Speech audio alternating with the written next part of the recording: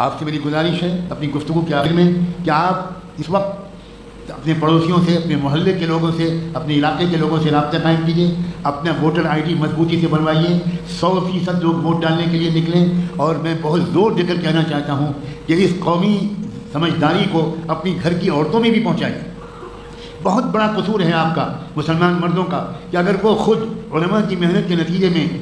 مہربانی کر کے ووٹ ڈالنے نکل بھی گئے تو ان کی گھر کی عورتیں نہیں جاتی، اور ان کی گھر کی عورتوں سے کوئی بات کرتا ہے تو وہ کہتے ہیں ہمارے شوہر اجازت نہیں دیتے۔ بازاروں میں گھومنے کی اجازت دیتے ہیں، رمضان میں 2 بجے رات تک عید کی تیاری اور شاپنگ کی اجازت ملتی ہے، شادی کے محفلوں میں لاکھوں کروڑوں خرچ کرنے اور بے پردگی اور فوٹوگرافی کی اجازت رہتی ہے، لیکن ملک کو تباہی سے بچانے، مسجدوں کو شہید ہونے سے بچانے، مدرسوں کو ڈیمالش ہونے سے بچانے، بلڈوزر چلنے سے بچانے، نوجوانوں کو جیل میں ٹھوسے جانے سے بچانے کے لیے آپ کو بہت پردہ یاد آ جاتا ہے۔ آپ اپنے گھر کی عورتوں کو نہیں بھیجتے، 50% ووٹ نہیں پڑتے۔